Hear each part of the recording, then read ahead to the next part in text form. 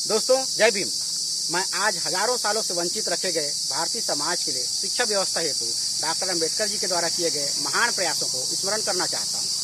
27 फरवरी 1927 के Bombay legislative council में budget पर बोलते हुए महान शिक्षाविद डॉक्टर अम्बेडकर जी कहते हैं कि शिक्षा एक ऐसी वस्तु है जो प्रत्येक व्यक्ति तक पहुँचनी चाहिए।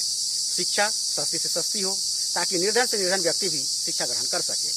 दोस्तों, बाबा साहब सबके लिए शिक्षा की अनिवार्यता पर बल देते थे।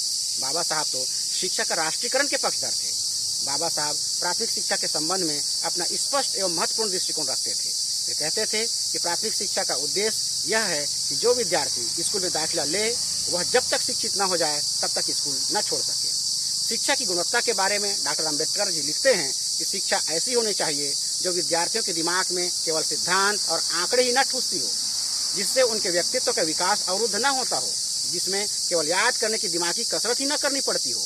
शिक्षा विद्यार्थी को कठिनाइयों का अनुभव कराने के साथ साथ सत्य तक पहुंचने का मार्ग तथा जीवन मूल्य भी बताए।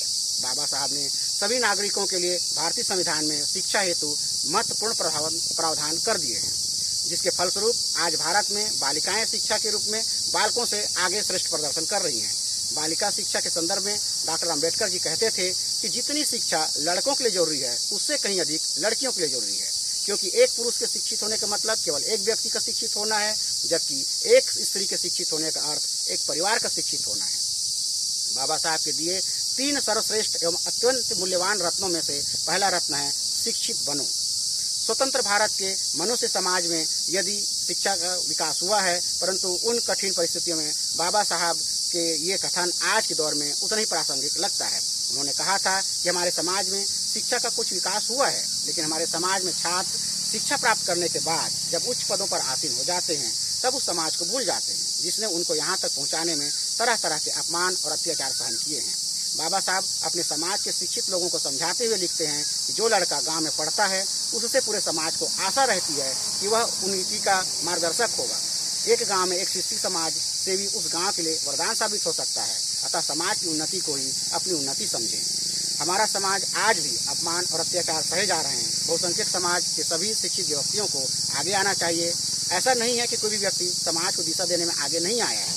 कई लोग हैं जो पे बैक टू सोसाइटी को अपना कर्तव्य समझकर दिन रात संघर्ष कर रहे हैं, परंतु यह संख्या नाकाफी है। शिक्षित व्यक्ति के संबंध में डॉक्टर अम्बेडकर का यह कथन आज भी उतना ही प्रासंगिक लगता है। उन्होंने कहा था कि यदि एक शिक्षित व्यक्ति में विनम्रता और सदाचार नहीं है तो वह एक जंगली और दरिंदे से भी भयानक है।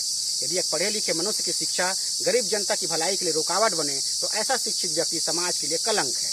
धिक्कार है ऐसे पढ़े लिखे मनुष्य को। शिक्षा के प्रति माँ बाप के भी कर्तव्य को रेखांकित करते हुए बाबा साहब कहते हैं कि माता पिता का यह महान कर्तव्य है कि वे अपने बच्चों को अपने से अधिक शिक्षित होने का अवसर दें। आज़ादी के 72 सालों बाद भी बहुसंख्यक समाज की हालात को देखते हुए मैं डॉक्टर अम्बेडकर का यह महत्वपूर्ण कथन उद्धृत करना आवश्यक समझता हूँ। उन्होंने संविधान सभा में कहा था कि हमारा काम पूरा हो चुका है। मेरी कामना है कि कल भी सूर्योदय हो। नए भारत को राजनीतिक स्वतंत्रता तो मिल गई है, लेकिन सामाजिक स्वतंत्रता और आर्थिक स्वतंत्रता में सूर्य का उदय होना अभी बाकी है। दोस्तों, तो आइए सामाजिक एवं आर्थिक स्वतंत्रता के सूर्य का उदय कराने हेतु हम बहुसंख्यक समाज अपने कर्तव्य निभाएं, अपने बच्चों को शिक्षित बनाएं, अपना स्कूल खोलें, तकनीकी शिक्षा उपलब्ध कराएं, रोजगार के अवसर उपलब्ध कराएं और एक समृद्ध भारत बनाने में सहयोग प्रदान करें। जय भीम।